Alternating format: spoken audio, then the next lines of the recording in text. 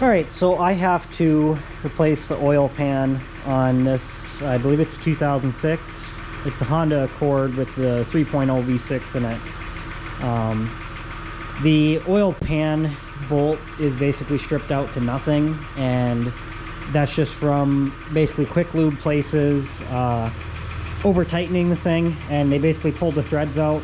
I've done about 4 or 5 oil changes on this, and the last one that I did, basically when I loosened it, the bolt was like extremely sloppy coming out of there. It wasn't like a snug little bit of play moving up and down. I mean, it was almost ready to fall out.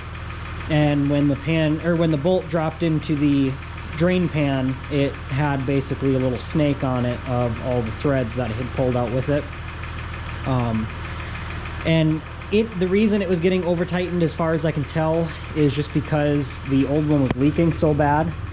And I'm going to shut this off here so you can hear me talk a little bit better. I just had it warming up so it drained the oil out. Not quite up to temp, but good enough. There we go. So anyways, it had a pretty minor oil leak just coming straight out of the actual bolt.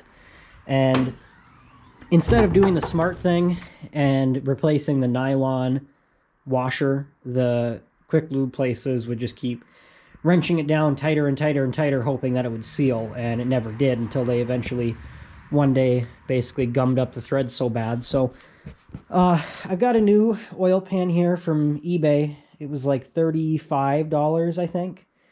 I'm gonna actually crawl under the car, and before I drain the oil or do anything like that, I'm gonna make sure that this oil pan is the exact same as the one under there. On this one, I think you have to drop the exhaust a little bit. Not really looking forward to that. Really hope I don't have to do too much with that exhaust, honestly, because I'm not interested in pulling manifolds or anything off. There should be an actual coupler between where the manifold goes and then the actual basically downpipe connects to, but in Minnesota, you're fucking dreaming if you think you're ever going to get one of those off without torching it off. So I'm going to check that out quick and just crawl under there and verify that it's the same.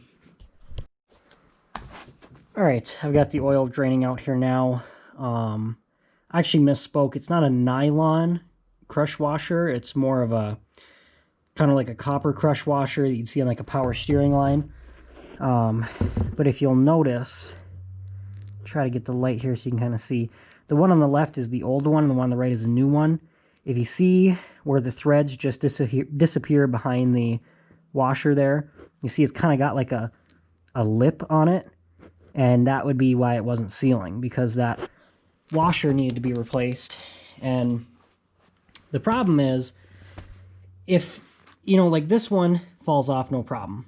Okay, super easy fix. If they had thought about it when they had it in the garage, they could have taken this one, thrown it out, grabbed a new one, thrown it on, no problem.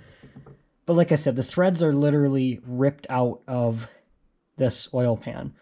I mean, I had my little stubby wrench here, my stubby ratchet on there. Basically had 2 fingers and it was barely tight. Like, I was kind of telling her not to take it on any long distance drives, because if the oil did spew out on the road and the oil pressure light did come on and she had to pull off to the side of the road and get towed home, I would just go out there with the car trailer and haul her home. The problem, of course, if she was farther away, then it'd turn into a whole day trip, versus if she's just half hour away in town, that's an easy peasy couple hour trip in your back, no problem. So basically, because someone didn't want to spend, what, not even 10 cents on a washer, if they had actually brought it to a shop, if she had brought it to a shop, I should say, and had charged them to do it, some shops wanted like $700-800 to change this oil pan in labor. And of course, I'm doing it for free. We're just out the, wherever the hell the pan is right there, we're out the 35 bucks or whatever for that pan, plus a little bit of my time, but I'm not doing anything today, so don't see the harm in it. But like I said, the oil's draining out there. I did spray some deep creep on the bolts for the exhaust studs. I'm going to go ahead and let that soak for a little bit, and I'm just going to break them loose with the breaker bar there. I checked the socket size, and the Back one towards the firewall was all 14 millimeters, and the one up front was 13. So I don't know if they've been replaced, maybe, and that would explain why they're in good shape and not all rotted to shit. I don't know. Just seems odd to me. Alright, this is about the best shot I can get here because of this light I have over here. I'm just using this light. My little portable ones don't like to work in the cold. They last for about 10 minutes and the battery gets so damn cold on them, they just end up shutting off, and you bring them inside, warm them up, and they'll do just fine. But like I said, I broke these, I already broke these loose with the 1/2 inch. And the other thing is my batteries for all my tools are inside, and I don't really want to go inside and get them, so I'm just going to take these off by hand. Alright, I got the 6 bolts out here, and I was going to try to get the 3 bolts out of the catalytic converter there, let them soak for a little bit, but I can tell you right now those are going to break right off. And people, for whatever reason, all exhaust shops in Minnesota won't touch a car if a catalytic converter has been modified. They just say it's too much of a headache or some shit like that. Regardless, there wouldn't be an actual problem with the catalytic converter. It's just the bolts would break off, and I don't want to have to bring this to an exhaust shop for a bolt. So I ended up noticing anyways, they didn't put the hanger back in where it actually was supposed to go. They completely fucking missed the mark on that one. So I'm going to take that hanger bracket off, and then with this flex pipe here, I should be able to pull the exhaust down just enough to get the oil pan out of the way, hopefully. If I absolutely have to get those off, I can throw my oxyacetylene torch on them and get them cherry red and get them broken loose. Again, I really don't want to. I know they're going to break off. They're just so rotten. And that's kind of more what I'm used to seeing on exhaust stuff in Minnesota. But again, if I have to, I have to. It's just the way it is. Alright, so that gave me a lot more free room than I actually thought it was going to. You can see from where the rust is over here, I believe on the, I don't know if that's a transmission pan cover or what, but I know these 2 bolts here, if I can actually get you in the shot, these 2 bolts here actually go into the transmission. Actually, I think there's 3. I can't remember for sure. I'll have to check the new oil pan, but that was pretty easy to get out. I'm going to make sure I reinstall the hanger correctly here before I ended up reinstalling it. Because it seemed like you actually had to drop the exhaust in order to get that hanger on, just because the little, yeah, the hanger itself, the metal bracket, or whatever you want to call it, is at such a steep angle, there's no way you could actually get this thing fed over the hole in between the bracket and the, I don't know if that's a, what the hell, it's some kind of mount over there. I'm not sounding very technical today. It's just these Hondas are always kind of designed a little bit funky. But you just want to make sure you don't put too much downwards weight on this.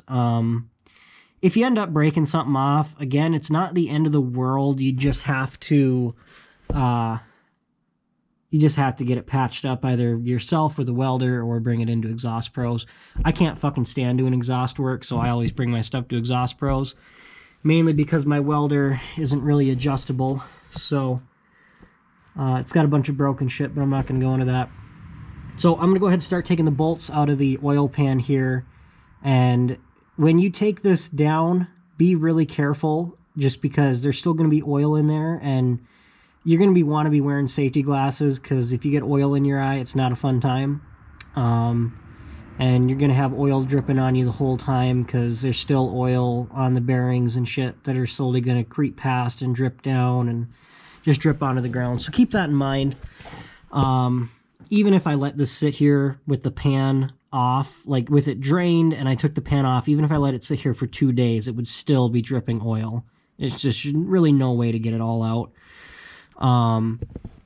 And the gaskets for the exhaust, I'm going to go ahead and buy new ones of those. They came off in one piece, but I'd rather fix the exhaust leak before it happens, if that makes any sense. And I did end up going inside and get my power tools. My hands are just starting to fucking freeze solid out here. It's basically premature carpal tunnel and arthritis from working on cars in the cold, and it's not fun. So, like I said, I'm going to pull the bolts out here and go from there.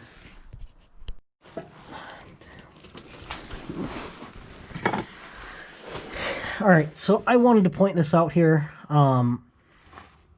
just so you know where I'm at. This is the drain bolt here, and then there is a fucking metal shield here that's hiding 2 bolts. Basically just goes right in here like that. Has 1 bolt that goes in the transmission, 1 into the bottom of the oil pan. Reason I knew that is because every bolt that I take out, I will, you know, take out of the oil pan and I'll put it back in the exact same hole I took it out in the new one, in case there's different lengths. And I was looking here and I only saw 1 bolt on the oil pan on the bottom, and I was trying to figure out, well, what the hell, because I can clearly see 1 bolt hole here and 1 here. Well, yeah, it's for that cover. That cover, you can see the bolt there, with holding up that cover to hide this oil pan bolt and that oil pan bolt. So just be aware of that. Don't try to pry down and any shit like that. It might need a little bit of prying to come off, but yeah, I'll let you know if I find anything else hidden like that. Obviously this bracket back here is going to have to come off, but I don't know. I get it. It was to protect the torque converter bolts and shit from getting into the actual behind the torque converter and whatever, but God, I don't know. It's just, again, that's one of those things Honda does that no one else would. Everyone else would have a fucking cast plate there and have actually covered the torque converter, but I don't know. That's just something, like I said, something Honda does with their design. They just always have something funky. I think I found the bolt that makes this a $600 or $700 job, if I can get the camera up there. Oh hell, come on. Let's see if I can touch it with my finger and kind of guide. Alright, so right here, the one I'm tapping, this is like the best shot I can get. You can see how hard it is for me to even get my finger in there. So, I think it's almost, there we go, it just dropped out. I almost ended up rounding the head off on this because I think there's a total of 3 on this side of the oil pan, and you can see the bottom of the crank pulley there behind the flashlight. I could get, I believe it was 3. I get all of them but 1 with the wrench and broke it loose, and the wrench almost started to round this one over, so I had to use a combination of shit here. Basically I had my 1/4 inch, let me stop giving you motion sickness here. I had shallow 10mm on a swivel extension along with a U-joint to kind of sort of get it started broken loose.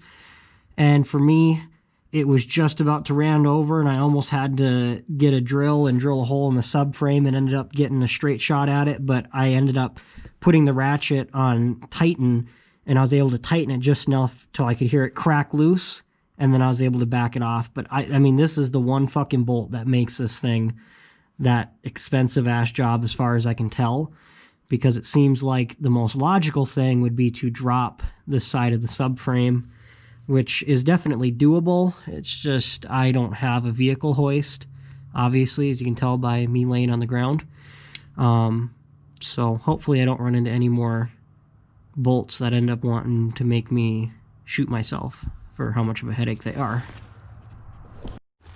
Alright, as far as I can tell, I have all the bolts out, so I'm basically going to just start kind of prying here and there and trying to see if the oil pan will move and if it'll drop to the ground. I ended up bending this bracket out of the way. That's one that attaches to the exhaust manifold and then bolts into the bottom of the oil pan, I guess, to support the exhaust manifold. Don't really know what purpose it serves, but it's there.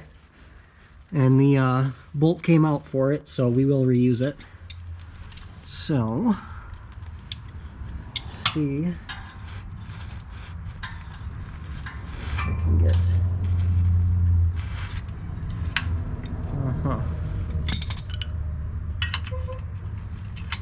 That's the UPS man there. Let's see here.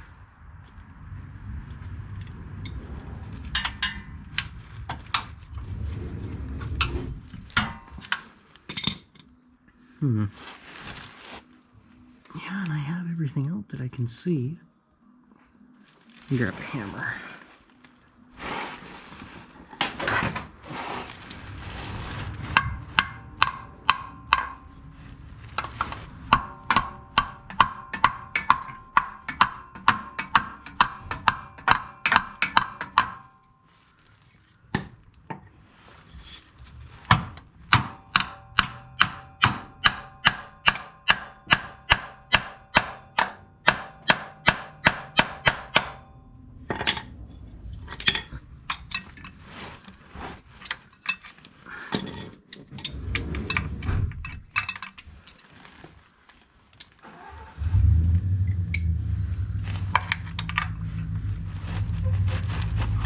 Ah, what the hell.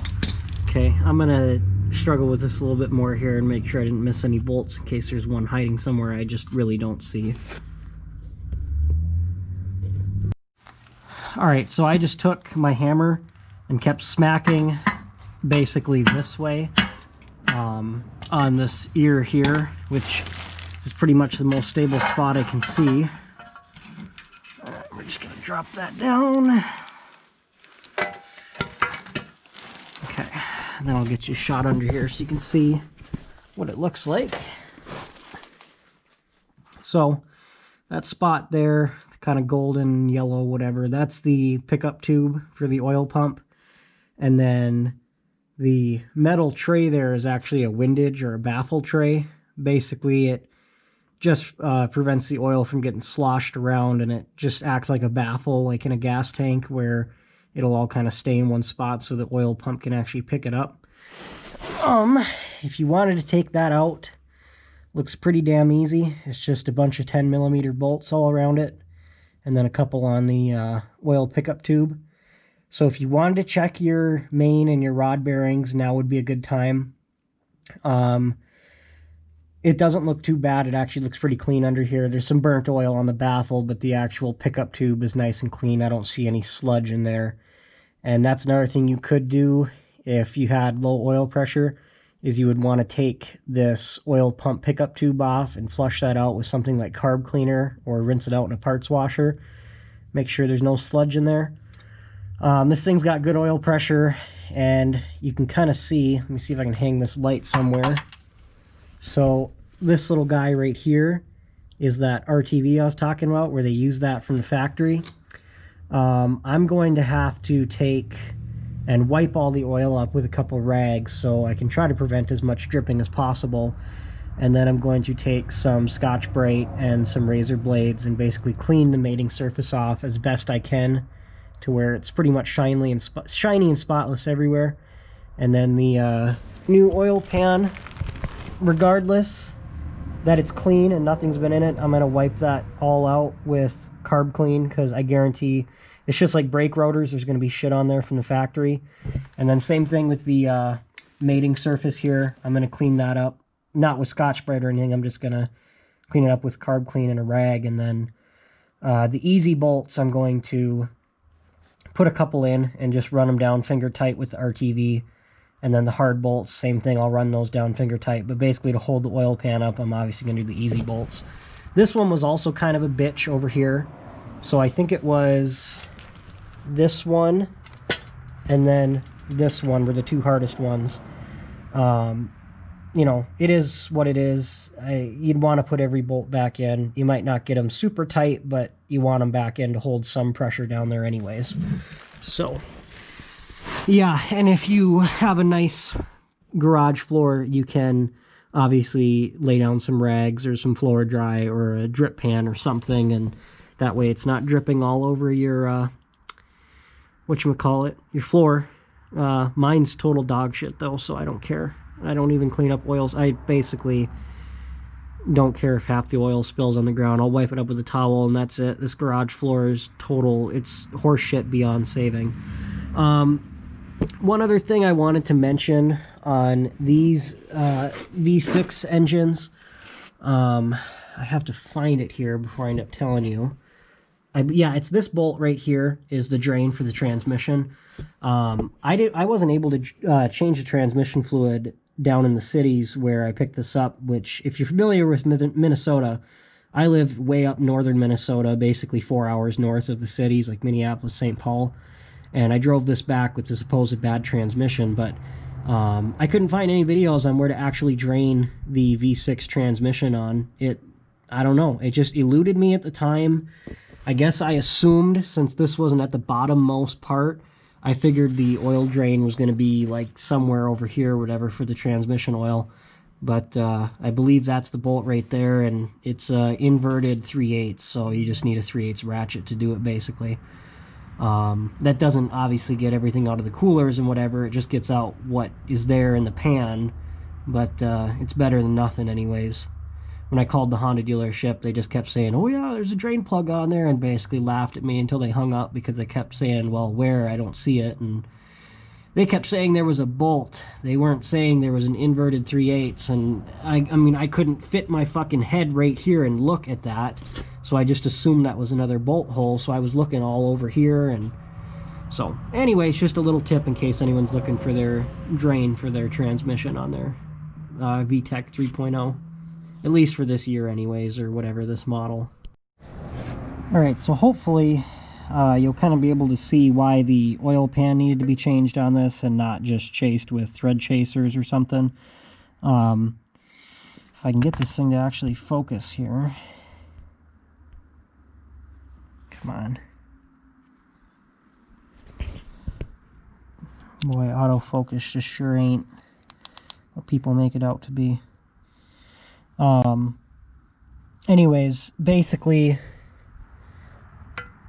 it's going to be a little bit hard to tell, but the threads are almost completely ripped out of the oil pan there. There is no chasing that. You could drill it out to a bigger size and tap it, but then you're running the risk of getting all those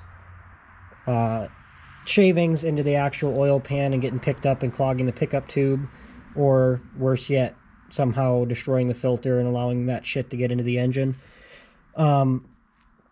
So they're really, I mean, you know, you could right now drill and tap it to a bigger oil pan bolt, but at the same time, you have it out. A new oil pan is $30-something. Why even bother at that point? I'm usually someone who likes to try to fix stuff instead of replacing it, and you can see just how sloppy in, out, left, and right. It's just all over for the threads on that. Even when it's one thread away from being all the way in, it's still just that sloppy. So the threads are still there. Basically, if you imagine it pulled out maybe 50% of the actual threads height-wise, not like someone had a bunch of washers and pulled 50% of the threads out and they're still good threads further in. It basically just pulled some of the threads.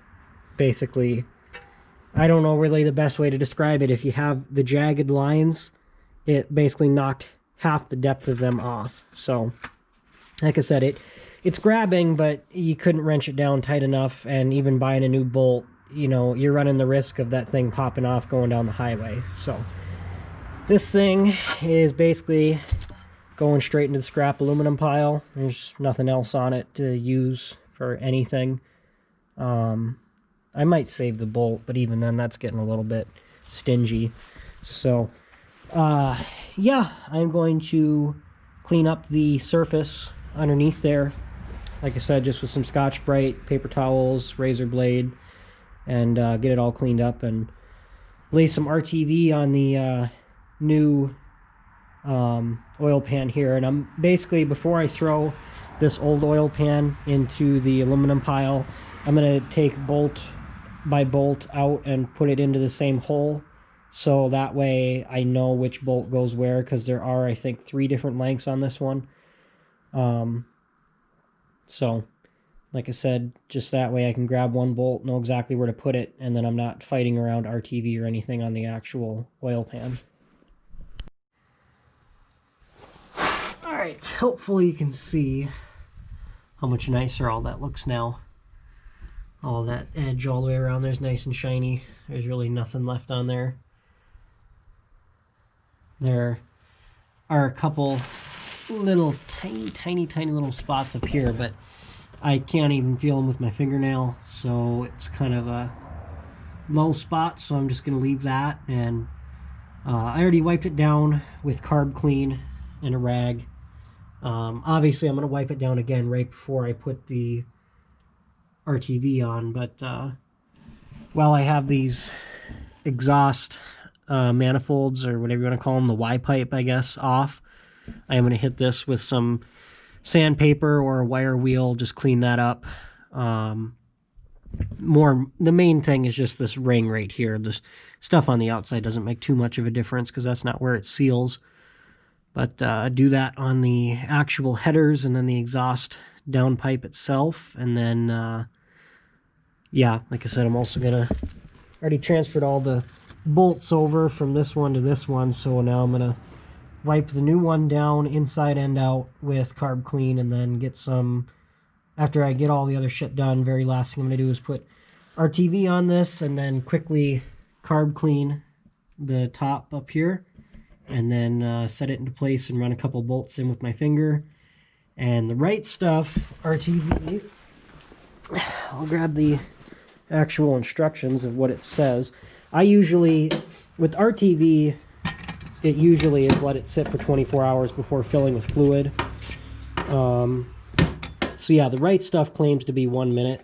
Technically it is, but that's kind of, I don't know why you ever would.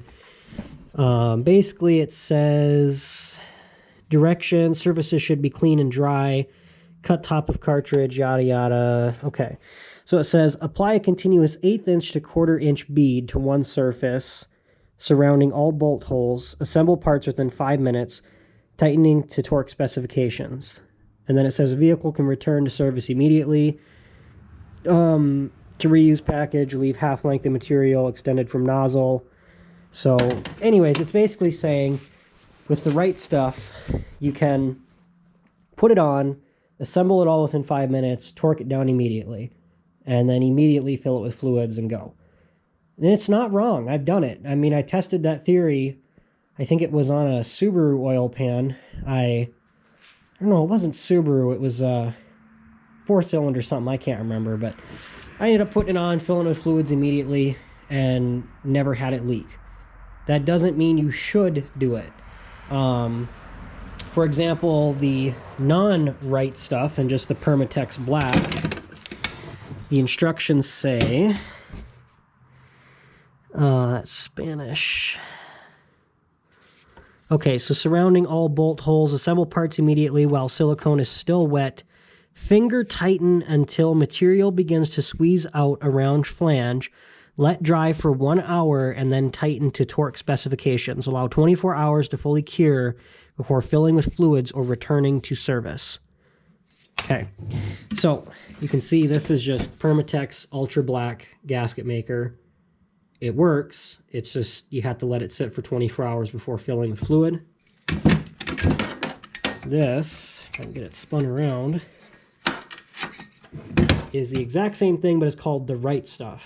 And it's basically, if you can't let it sit overnight, use the right stuff. If you can let it sit overnight, use the Ultra Black. Or you can use the right stuff and just guarantee you'll never get the fucking thing off again and it won't leak.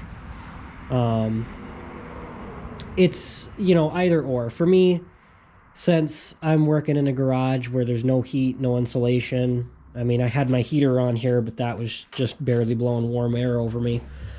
And I'm not going to let the heater run all night. What I'll probably do is assemble it. I'm obviously going to use the right stuff, just because of the temperature out. It's not ideal conditions, you know, 20-something degrees.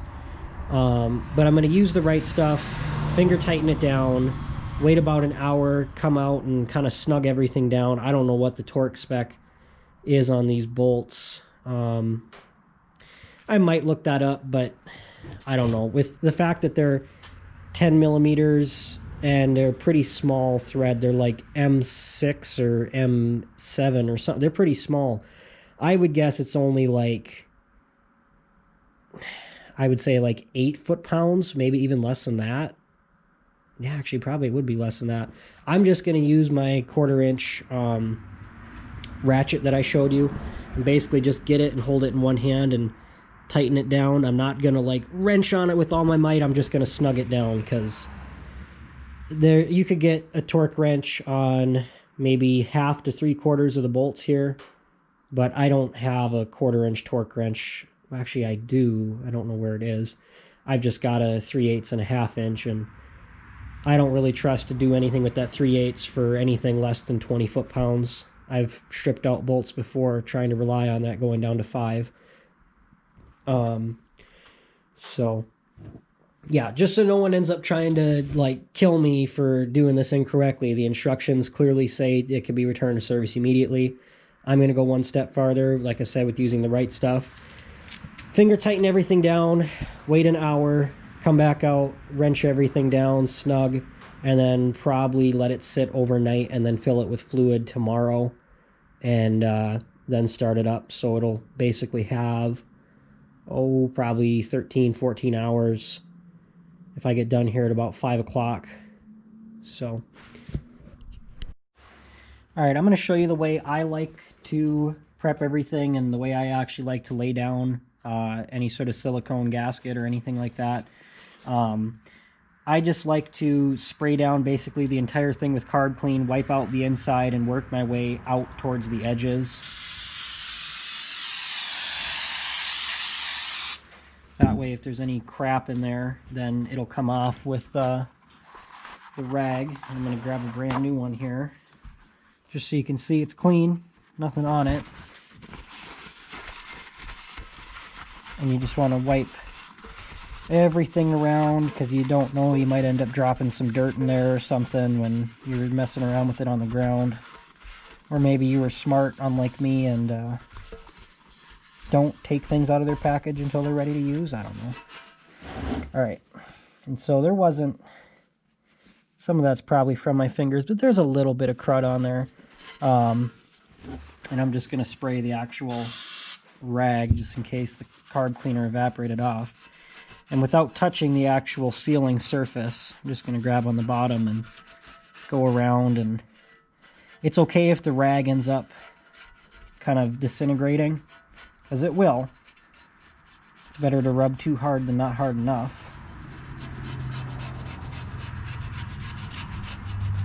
Okay, now that's all cleaned, I'm going to take my air hose here, hook up my little blower, and I'm just going to blow this stuff out here.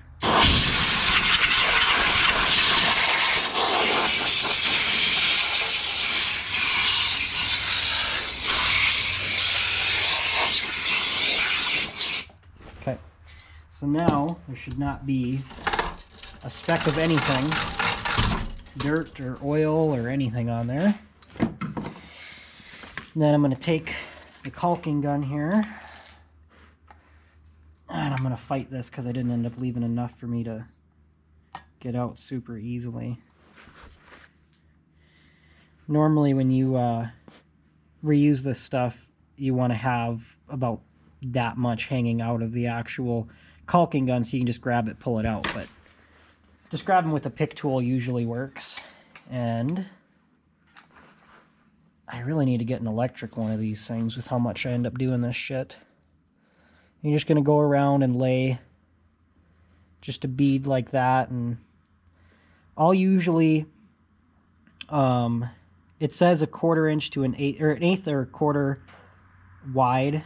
Doesn't really say how high, but you just want a tiny little bit on there.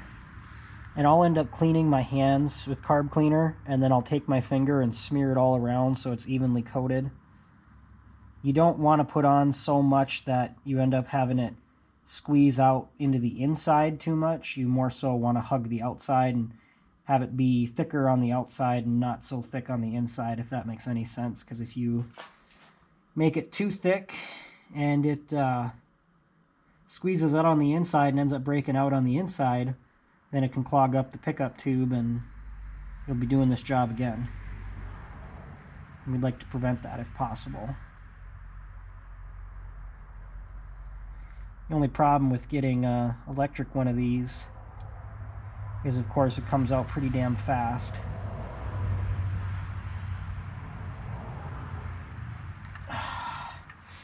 And you want to try to do it all in one continuous run, but with how cold it is out, like I said, my hands are just, feels like I'm a 93-year-old woman. I can't even grip the TV remote.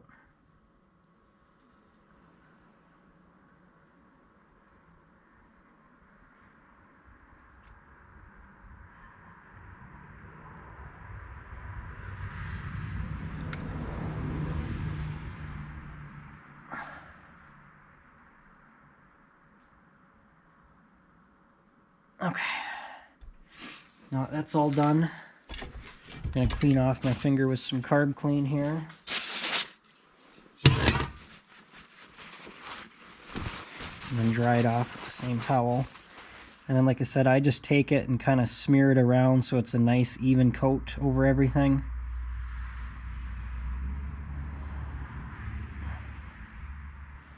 With this right stuff, you do kind of have to work fast. Like it says, it wants you to get it on there in less than 5 minutes after putting everything down, but I think with the cold that does kind of help it slow down the curing process a little bit too.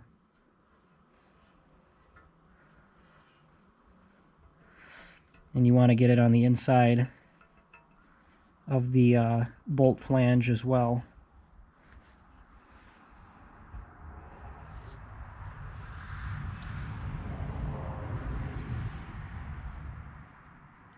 Like I said, try to make it a uniform thickness. It is kind of an art.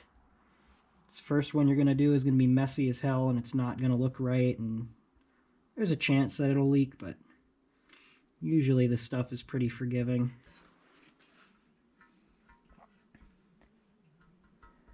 I've probably used the right stuff on probably like 40 or 50 different gaskets that I've sealed in the last couple years. I used to just use the Permatex stuff, but it is nice to be able to tighten everything down a little bit faster. So your finger's going to be stained black, but small price to pay. So you can see now it's a pretty uniform layer all the way around. So I'm going to crawl under there and throw this up into place and run some bolts down.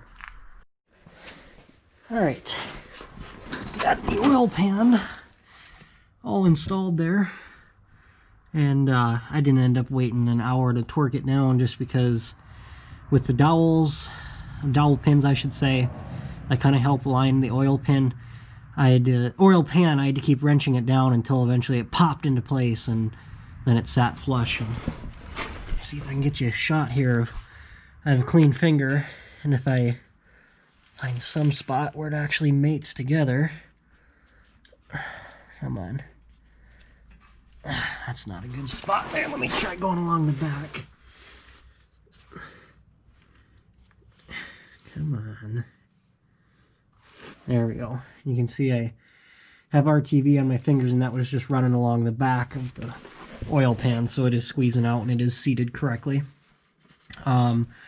Still have to tighten down these two bolts, throw this cover on, tighten down that back bracket, and then clean up and tighten down the exhaust, but I'm gonna have to run into town here anyways in a few minutes, so I'm just gonna get the gaskets for the exhaust and then let this sit overnight without any fluid in it.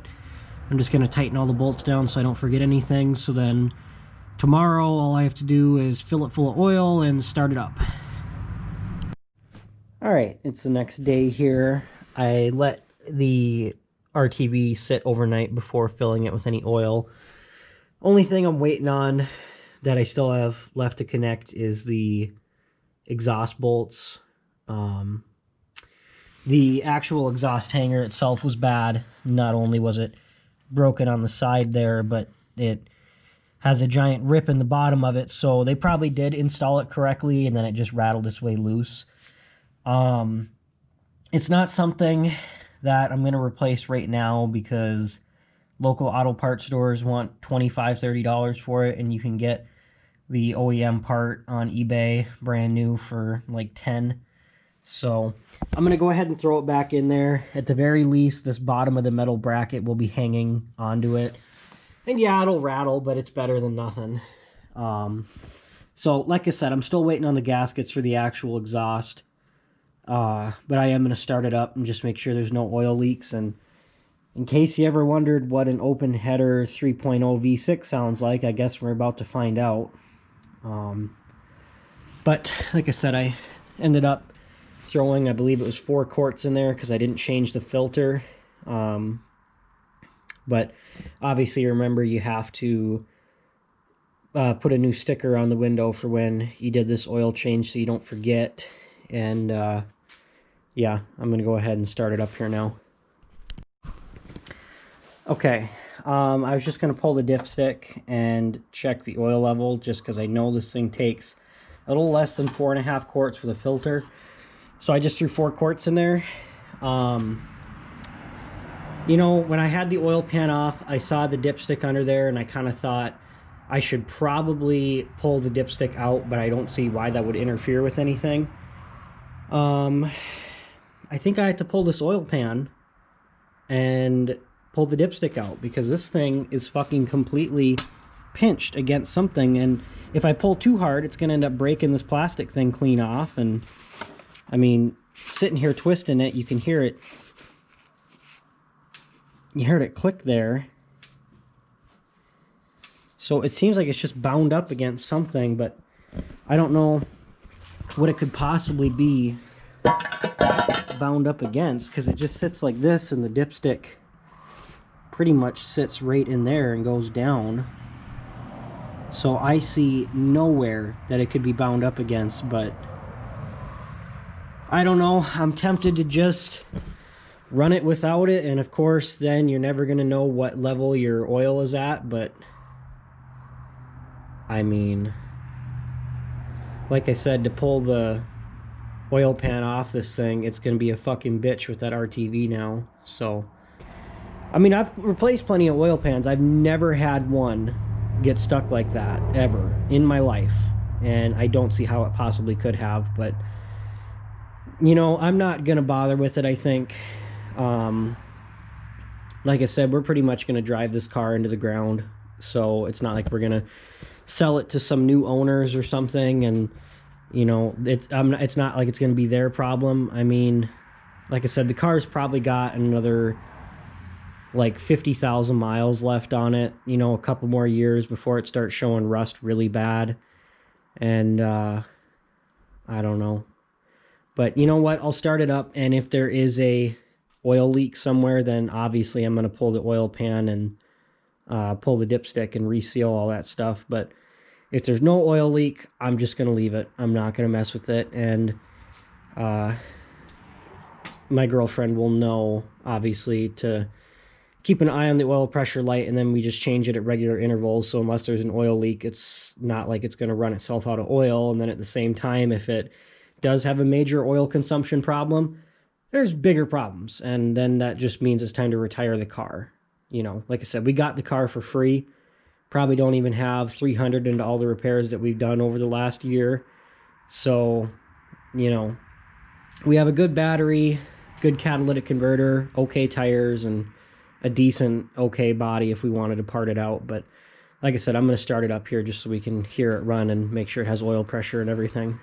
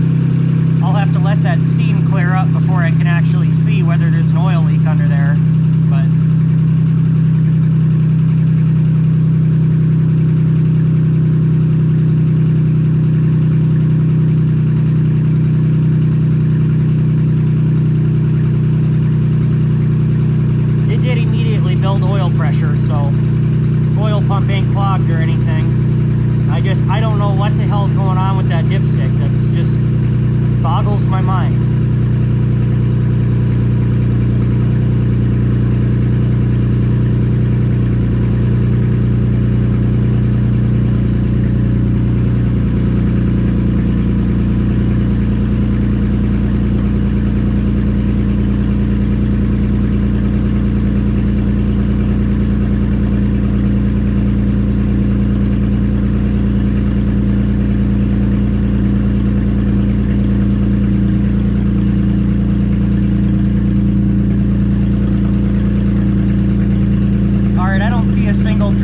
everywhere, but I'm going to let it run for a little bit and basically get up to temperature. Just that way the oil kind of reaches its lowest viscosity, and see if there's any leaks. Alright, I've let it run here for a couple minutes, and it's slowly, the temperature's starting to climb on the thermostat, or the whatever, instrument panel. So I know everyone's going to bitch and moan that I didn't end up revving the thing up with open headers, so I'm not going to redline it. I'm just going to get it to like 3,000 or 4,000, just because it sounds pretty nice. I would never put straight pipes on a Honda. I think that's just trashy.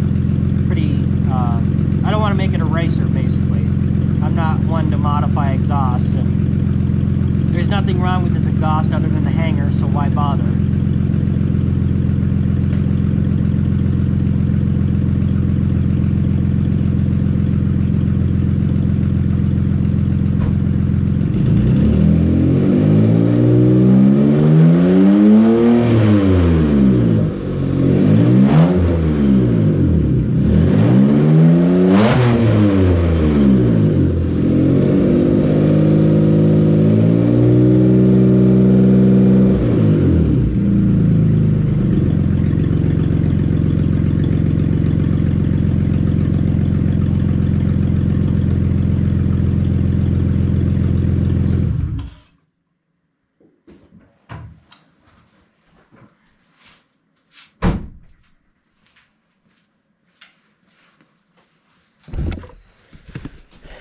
Alright, so like I said, doesn't sound too bad at all there. You actually can hardly even, you more feel it in the cab than you do hear it when the doors close. They seem to sound insulate these older Hondas pretty well for this kind of, this is an LX, which is the leather heated seats, everything, so it's about as fancy as it gets.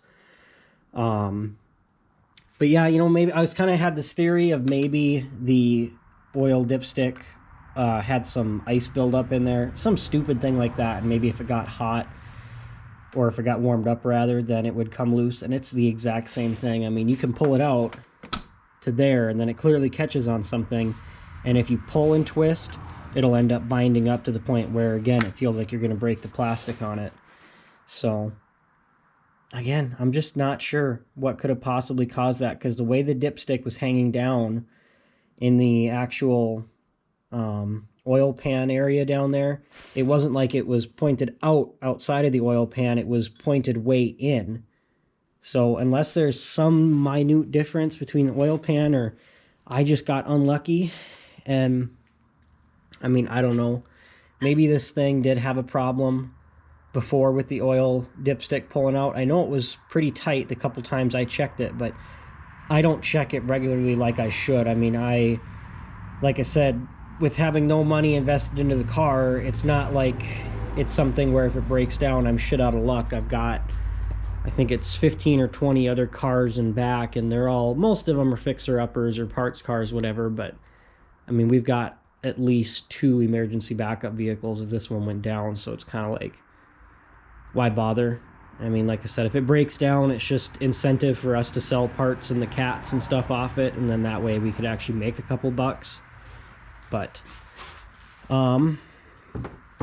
yeah, as shitty as that is, for not being able to actually check the dipstick and see where the oil level is, it is not worth the time for me to pull that oil pan again, which timeline wise, it took me about an hour, maybe an hour and a half to pull it. Putting it back together, it's going to be the exact same time. Took me about 45 minutes to an hour to get the oil pan all cleaned up and put back on with the new RTV, and then I have not put the exhaust back on yet, but that's only going to take another 10-15 minutes or so. So I'd say to replace the oil pan on this, you know, you're looking at 2 to 3 hours. 3 hours being if you run into some problems, 2 hours if everything goes smoothly. So if a customer were to bring this to me and, you know, ask how much it would be, I would only charge them $100 in labor to change the oil pan, plus obviously oil and shop supplies for like RTV and whatever. But yeah, I don't know where shops get the idea that they can charge $800 to change an oil pan on a car like this, because value-wise, the car is probably worth $2,500, maybe even a little bit less. I mean, book value on it, I think, was around $3, and usually people pay more for Hondas, but like I said, the paint on this is such dog shit. It's not even something you could buff out. It's just been in so many accidents and had so many panels replaced, and it's just one of those things. You basically assume it's a salvage title, and it's kind of worth 80%. I mean, you can even see on the hood, it's got clear coat fading, paint peeling. The bumper cover is okay, but the fog lights are cracked. I'm gonna buff the headlights again while I have it in here, since it's been a little while since I've done that, and they're getting a little bit hazy. But tires are also pretty mediocre, and there's like a clunk in the back while driving around, and the check engine light comes on and off randomly. So it's not without its issue. I'm certainly not saying it's a $500 car. It's probably a $2,000 to $2,500 car. You know, if I was to buy one, I'd probably pay $1,500 for it, but that's because I'm a cheap ass. But anyways, enough rambling. Like I said, I think with that dipstick, it's not worth doing. If the car had 50 to 100,000 less miles, had good panels, and like actually looked decent, and we had even $500 into it, then absolutely I would pull the oil pan and do it correctly. But it's one of those things. It's just not worth. It's not worth the time. Honestly, it just is not. It's not going to affect anything because the thing doesn't consume any oil, and like I said, if it starts to, that's a bigger problem, and that's something we're not going to address. So that's a 5-quart oil jug. I threw 4 in there. I might end up just throwing the full 4.5 just to be on the safe side. I always throw that oil jug in the back seat anyways, in case, you know, you have to top off, add a quart, half a quart, whatever, after a couple thousand miles. But like I said, I think 4.5 was a little bit heavy on this thing. If I remember correctly, it was more like 4.3, and that was with a filter, and I didn't change the filter. So 4 is going to be within a quarter of a quart either way, you know, overfilled or underfilled, plus all the oil that still remained inside the oil galleries, like the bearings and the cam and the head and everything. Of course, some of that would have dripped out, but anyways, yeah, I think that pretty much covers everything. It's a pretty easy job. For the tools that you need, basically, you need a couple different combinations of 10 millimeter. Putting the bolts back on, I did not need a U-joint for the 1/4 inch, and I don't even think I really needed it to get it off. I just more so needed a shallow 10 and then a wobble extension and then another wobble extension to kind of get that, you know, angle going this way and then angle going this way and then kind of like that. So it basically had 3 bends to it, and a U-joint basically just binds up because it's too steep of an angle for it. But you'll need probably a breaker bar, a pry bar, a flathead screwdriver, like I said, a couple combinations of 10s, deep and shallow, plus a couple extensions, and then a couple 13s and 14s, and I think a 12 to get that exhaust hanger off. So you're not talking too many tools. I mean, pretty much everything I have laid on the ground right here. I mean, like I said, it's a pretty simple job. On a scale of 1 to 10 for difficulty, I'd say it's like a 4, maybe even a 3 for an experienced mechanic.